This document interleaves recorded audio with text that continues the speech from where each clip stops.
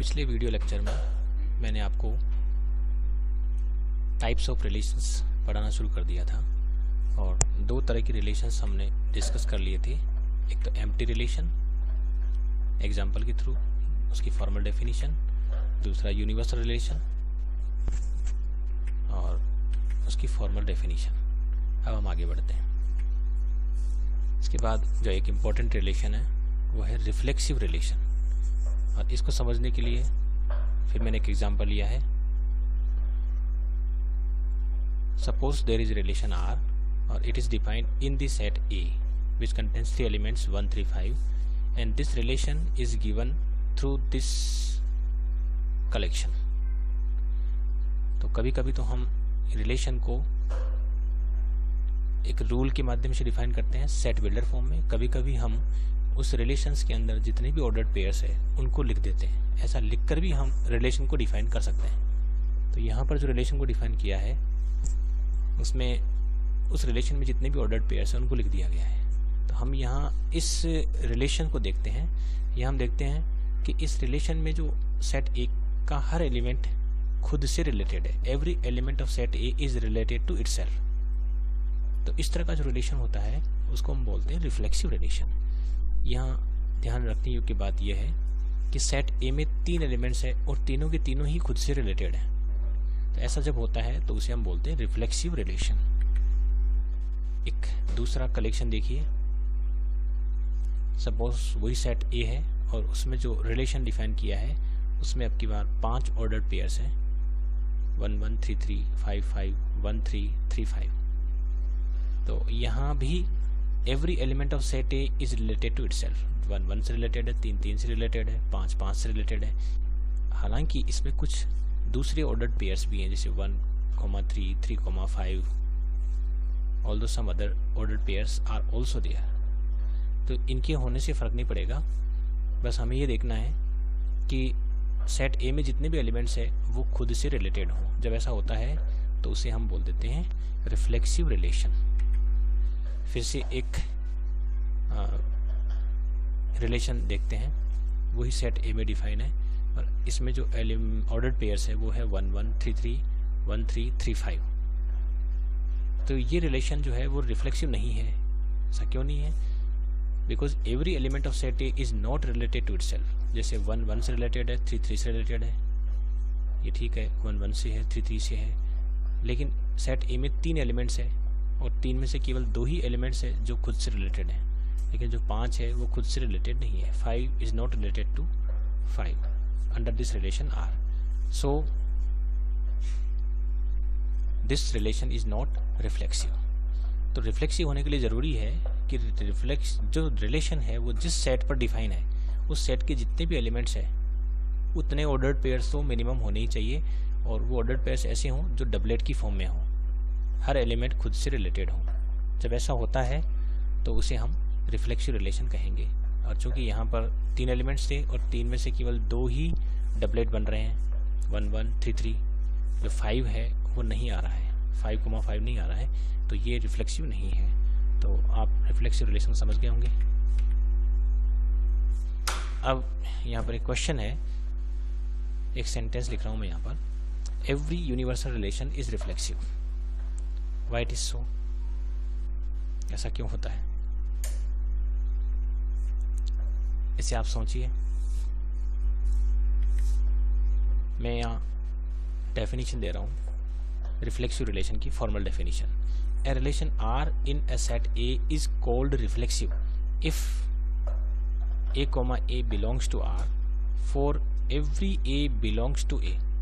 Set A के जितने भी एलिमेंट्स हैं वो सभी डबलेट की फॉर्म में जब रिलेशन में होते हैं तो उस रिलेशन को हम रिफ्लेक्सिव कह देते हैं। तो रिफ्लेक्सिव होने के लिए ज़रूरी है कि सेट ए के जितने भी एलिमेंट्स हैं all those elements must be in doublet form in the collection of relation.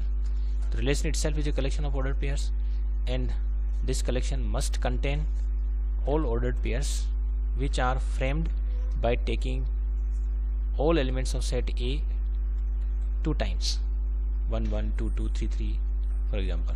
अगर सेट ए के अंदर 1 2 3 है तो सेट ए के अंदर जितने भी एलिमेंट्स हैं वो सभी डबलेट की फॉर्म में ही होने चाहिए। तो उसे हम कहेंगे कि वो जो रिलेशन है वो रिफ्लेक्सिव है। यहाँ पर ध्यान देने योग्य बात यह है, यहाँ लिखा है for every A belongs to A, तो सेट ए का कोई भी एलिमेंट छूटना नहीं चाहिए। सारे के सारे एलिमेंट्स खुद से रिलेटेड होंगे, जैसा कि हमने पिछले एग्जांपल में देखा। सारे 3 एलिमेंट्स से 1 3 5 वो खुद से रिलेटेड थे, तो है वो रिफ्लेक्सिव रिलेशन। अच्छा, उसमें कुछ एक्स्ट्रा ऑर्डर्ड पेयर्स भी हो सकते हैं, लेकिन ये मिनिमम रिक्वायरमेंट है कि ये डबलेट्स तो होने ही चाहिए। अगर डबलेट्स है तो वो रिफ्लेक्सिव रिलेशन कहलाएगा। अब आगे बढ़ते हैं सिमेट्रिक रिलेशन। इसके लिए फिर से एग्जांपल, सेट ए लेते हैं। सेट ए में 3 एलिमेंट्स है 1 3 5, और रिलेशन आर को इस तरह से डिफाइन किया है कि relation R is the collection of all ordered pairs where difference between the two elements exactly equal to 2. So whenever difference is exactly equal to 2, they are related to each other. So we will consider all those ordered pairs in this collection where the difference is exactly equal to 2. हम देखते हैं कि एक एक कौन कौन से 2 elements लें ताकि उनके बीच का डिफरेंस 2 आ जाए। जैसे 1 और 3 लेते हैं, इनके बीच का डिफरेंस 2 है। 3 और 1 के बीच का डिफरेंस भी 2 है। 3 और 5 के बीच का डिफरेंस 2 है। 5 3 के बीच का डिफरेंस 2 है। 1 और 5 लेता हूँ तो उनके बीच का डिफरेंस 4 आता है, तो ये एक दूसरे से रिलेटेड नहीं होंगे। 5 और 1 के बीच का डिफरेंस भी 4 आएगा, तो वो भी एक दूसरे से रिलेटेड नहीं होंगे। तो यहाँ जो जो एक दूसरे से रिलेटेड है, 1 3 3 1 3 5 5 3, उन सब का मैं कलेक्शंस कर लेता हूँ, तो यहाँ पर ये रिलेशन बन गया। अब इस रिलेशन को हम ध्यान से देखते हैं, 1 3 3 1 3 5 5 3। तो इसमें हम देखते हैं कि जब जब भी a, b belongs to r है, then also b, a belongs to r। देखिए यहाँ पर 1 3, तो इसका उल्टा 3 1 भी इसमें है। अगर इस ऑर्डर पेयर्स के एलिमेंट्स को हम रिवर्स ऑर्डर में लिख दें तो वो भी इसमें है। 3 5, तो 5 3 भी इसमें है। तो जब जब भी ऐसा होगा तो ऐसे रिलेशंस को हम क्या कहेंगे? ऐसे रिलेशन को हम कहेंगे सिमेट्रिक रिलेशन। तो ये रिलेशन कैसा हो गया? सिमेट्रिक। अब यहाँ ध्यान देने योग्य बात यह है कि सेट ए में 1 3 5 3 एलिमेंट थे, तो 1 और 5 का एक जोड़ा भी बनता है, लेकिन वो यहाँ है ही नहीं। वो नहीं होने के बावजूद भी ये रिलेशन सिमेट्रिक है।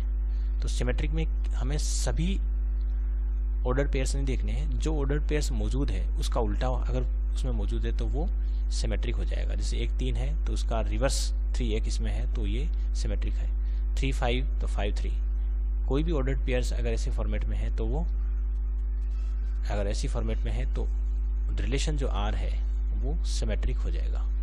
जब कभी भी, मैंने लिखा है व्हेनेवर, तो हमें पहले देखना है कि कोई पर्टिकुलर जो है ऑर्डर पेयर्स अगर किसी रिलेशन में है तो उसके जो एलिमेंट्स रिवर्स ऑर्डर में भी वहाँ होने चाहिए। अगर ऐसा है तो वो रिलेशन सिमेट्रिक है, अदरवाइज नहीं है। तो इसकी फॉर्मल डेफिनेशन देखते हैं।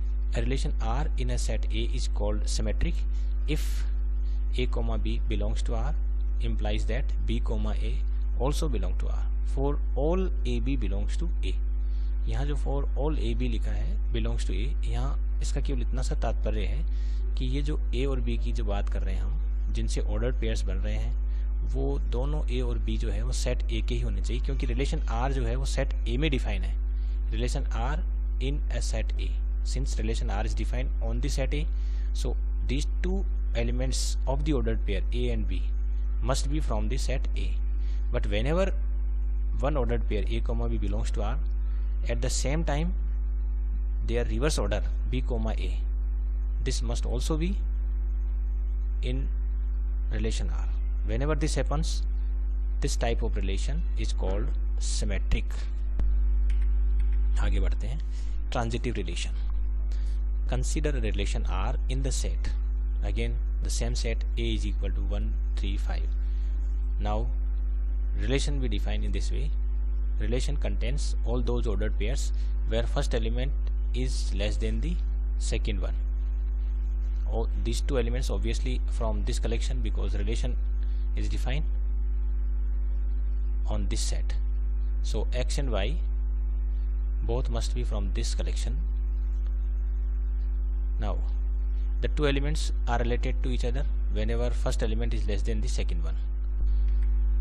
तो हम देखते हैं कि जो 1 है वो 3 से छोटा है, 1 5 से भी छोटा है, 3 5 से छोटा है, तो 1 और 3 आपस में रिलेटेड हो गए, 1 5 से रिलेटेड हो गया, 3 5 से रिलेटेड हो गया।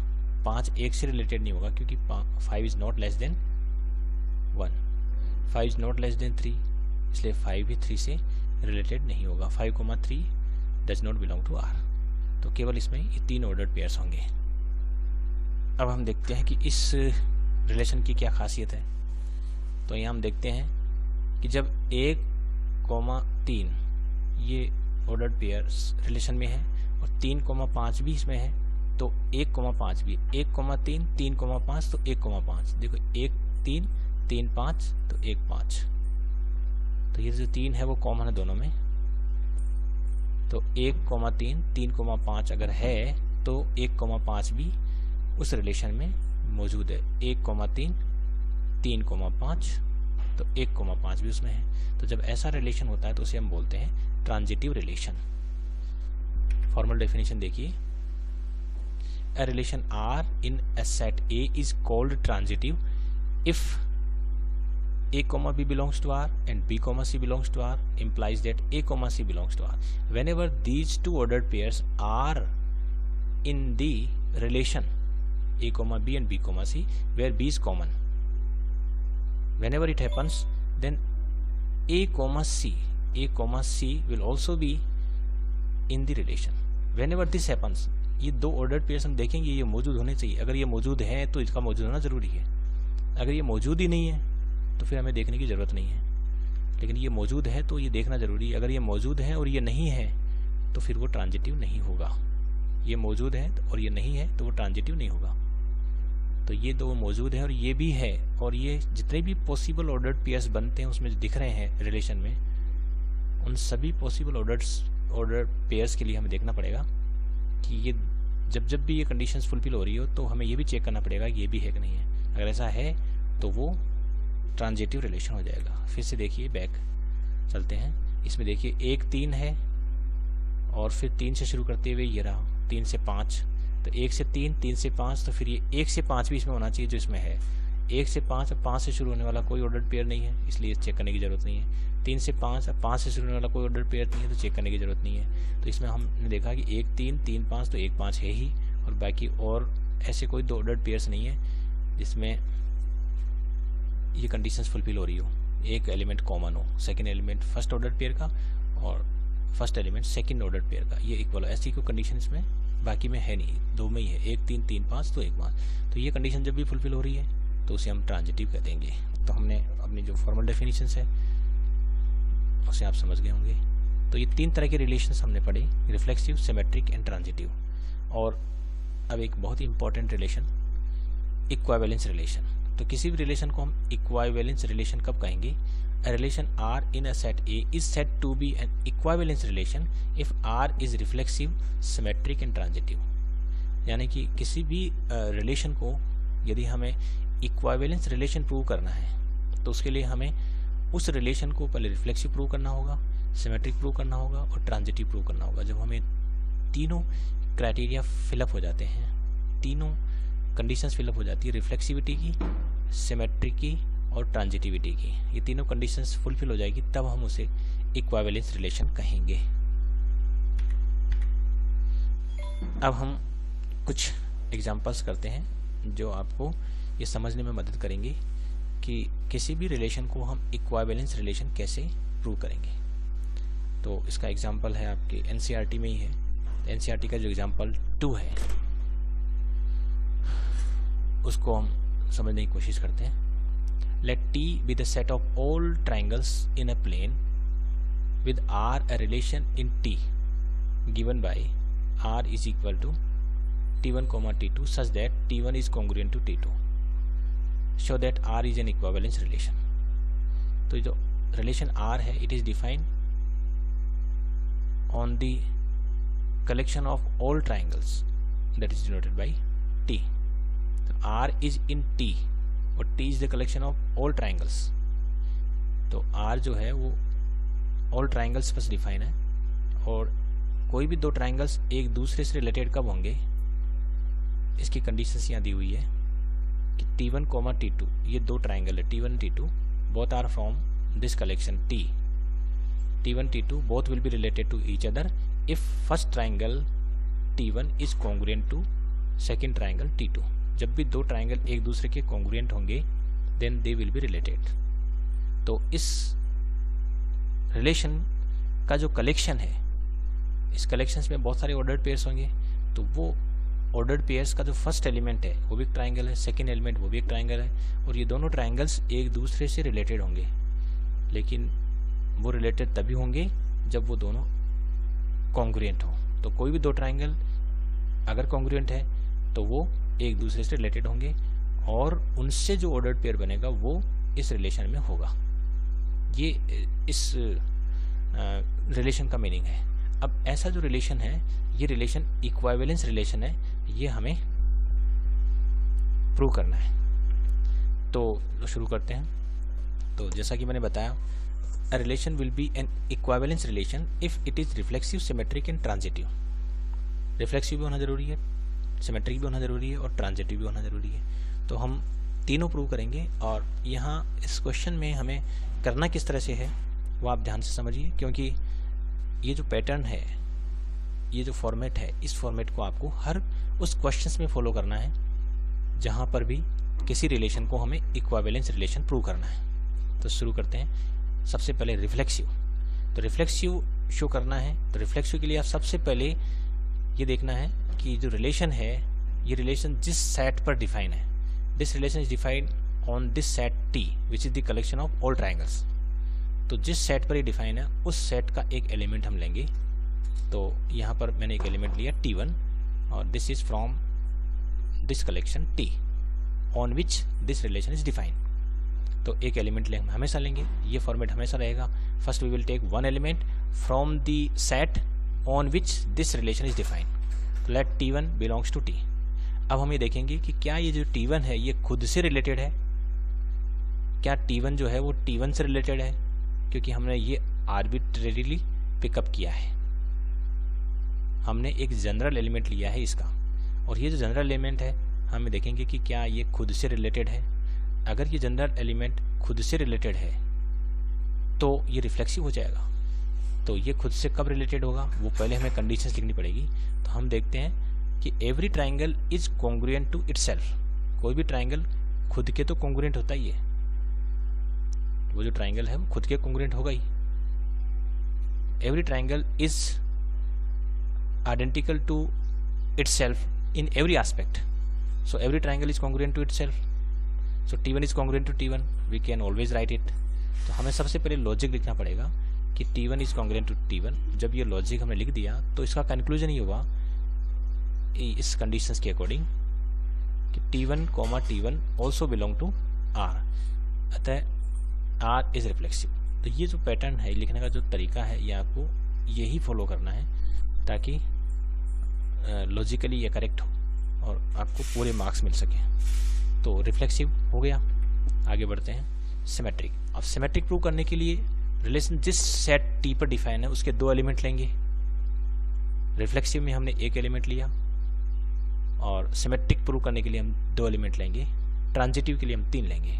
तो यहाँ दो एलिमेंट लिए T1 T2 और ये बिलोंग्स टू T। इस तरह के ये दो एलिमेंट्स इस तरह के हैं कि T1 T2 belongs to R। ये सब कुछ गिवन में है। यहाँ तक का पार्ट आपको हमेशा लिखना है जब भी हमें किसी रिलेशन को सिमेट्रिक प्रूव करना है। तो T1 T2 belongs to T such that T1 T2 belongs to R। तो ये हमने यहाँ तक तो लेना ही लेना है। अब हम ये देखेंगे कि whenever T1 T2 belongs to R, T2 T1 belongs to R और नॉट। यदि T2 T1 belongs to R हो जाता है तो ये सिमेट्रिक हो जाएगा। तो शुरू करते हैं। T1 T2 belongs to R का क्या अर्थ है, what does it mean. T1 T2 belongs to R, तो जो ओरिजिनल डेफिनेशन है, two triangles will be related to each other whenever they are congruent to each other. So T1 T2 belongs to R, it means T1 is congruent to T2 according to the definition of relation given in the question. So T1 is congruent to T2, but whenever T1 is congruent to T2 we can also write it as T2 is congruent to T1, or when T2 is congruent to T1 we can write it as T2 T1 belongs to R. तो यहाँ से शुरू किया था T1 T2 belongs to R, और यहाँ हम पाते हैं कि ये ऑर्डर्ड पेयर्स है तो उसका जो रिवर्स ऑर्डर में जो ऑर्डर्ड पेयर बन रहा है वो भी उसमें है। जब ये होता है तो डेफिनेटली आर इज सिमेट्रिक। तो ये पैटर्न हमें फॉलो करना है जब भी हमें किसी रिलेशन को सिमेट्रिक प्रूव करना है। तो ये रिलेशन सिमेट्रिक भी हो गया। अब आगे बढ़ते हैं। ट्रांजिटिव प्रूव करने के लिए हमें 3 एलिमेंट्स लेने होंगे। किस सेट से? जिस सेट पर रिलेशन डिफाइन है। Relation is defined on this set of triangles T. So we take 3 elements from this collection T, T1, T2, T3, and these 3 elements are taken in such a way that T1, T2 belongs to R, T2, T3 also belong to R. यहाँ तक का जो part है ये आपको हमेशा लिखना है। ये किसी भी रिलेशन को ट्रांजिटिव प्रूव करना है तो ये वाला पार्ट हमेशा लिखना ही लिखना है। 3 एलिमेंट्स लेने हैं उस सेट से जिस सेट पर रिलेशन डिफाइन है। फिर 3 एलिमेंट्स इस तरह से लेने हैं कि जो पहले 2 एलिमेंट्स है वो रिलेटेड हो एक दूसरे से, फिर लास्ट के 2 एलिमेंट्स है वो भी एक दूसरे से रिलेटेड हो। तो ये एक ऑर्डर्ड पेयर और ये एक ऑर्डर्ड पेयर, ये हमेशा लेना है। अब हमें ये देखना है कि whenever T1, T2 belongs to R, T2, T3 belongs to R, T1, T3 belongs to R और नॉट। T1, T3 जो ऑर्डर्ड पेयर है वो R में है या नहीं है, ये हमें देखना है। अगर ये हो जाता है तो वो ट्रांजिटिव हो जाएगा। तो शुरू करते हैं। Since it is given that T1, T2 belongs to R, तो हम यहाँ से शुरू करते हैं। T1, T2 belongs to R, what does it mean? According to the definition of R given in the question, T1 is congruent to T2. Similarly, T2, T3 belongs to R. It means T2 is congruent to T3. T1 T2 के congruent है, T2 T3 के congruent है. Definitely all the 3 triangles are congruent to one another. So we can also write it as T1 is congruent to T3. T1 is congruent to T3. When T1 is congruent to T3, then T1, T3 belongs to R. ये logical sequence है जिसे हमें follow करना है और logically सही sequence को लिखते हुए इस रिजल्ट तक हमें पहुंचना है। तो हम यहाँ पहुंच गए। T1, T3 belongs to R। तो हम देखते हैं कि T1, T2 belongs to R, T2, T3 belongs to R, it is given, and through the logical reasoning given here we arrive at the result T1, T3 belongs to R. So this relation is transitive. तो हमने देखा कि ये relation reflexive भी है, symmetric भी है, transitive भी है। और since R is reflexive, symmetric and transitive, therefore R is an equivalence relation. तो मैं समझता हूँ कि आप जो है इस क्वेश्चंस को अच्छी तरह से समझ गए होंगे। अब आगे जो भी क्वेश्चंस होंगे, जिन भी क्वेश्चंस में हमें किसी भी रिलेशन को इक्विवेलेंस रिलेशन प्रूव करना है, उसके लिए आप इस क्वेश्चन में जो पैटर्न दिया है उसी पैटर्न को आप फॉलो करेंगे। रिफ्लेक्सिव के लिए 1 एलिमेंट लेंगे, सिमेट्रिक के लिए 2 एलिमेंट लेंगे, ट्रांजिटिव के लिए 3 एलिमेंट लेंगे और इस पर्टिकुलर पैटर्न को फॉलो करते हुए हम ये प्रूव करने की कोशिश करेंगे कि जो गिवन रिलेशन है वो रिफ्लेक्सिव, सिमेट्रिक, ट्रांजिटिव है या नहीं है। अगर वो तीनों हो जाता है, रिफ्लेक्सिव हो जाता है, सिमेट्रिक हो जाता है, ट्रांजिटिव हो जाता है, then definitely we can say that the relation is an equivalence relation. एक क्वेश्चंस अगर आप ढंग से कर लेते हैं तो बाकी सभी क्वेश्चंस आप इसी तरह से करेंगे। तो ये वीडियो लेक्चर मैं यहीं फिनिश करता हूँ। नेक्स्ट वीडियो लेक्चर में हम जो एनसीईआरटी की दूसरी क्वेश्चन है उन्हें समझने की कोशिश करेंगे और फिर इस चैप्टर के कुछ और भी कॉन्सेप्ट है उन्हें भी हम एक एक करके समझने की कोशिश करेंगे। ठीक है, तो आप इस क्वेश्चन को और जितने भी जो कॉन्सेप्ट आपने सीखे इस वीडियो में, रिफ्लेक्सिव, सिमेट्रिक, ट्रांजिटिव, इनको आप अच्छी तरह से लर्न कर लीजिए। इनकी जो फॉर्मल डेफिनेशन है उनको लिख कर याद कर लीजिए और जो नोट्स है अच्छी तरह से बना लीजिए, ताकि आप इनको जब अच्छी तरह से जान लेंगे तो नेक्स्ट वीडियो तो आप तभी सुने जब आप इनको अच्छी तरह से लर्न कर लेते हैं। ओके।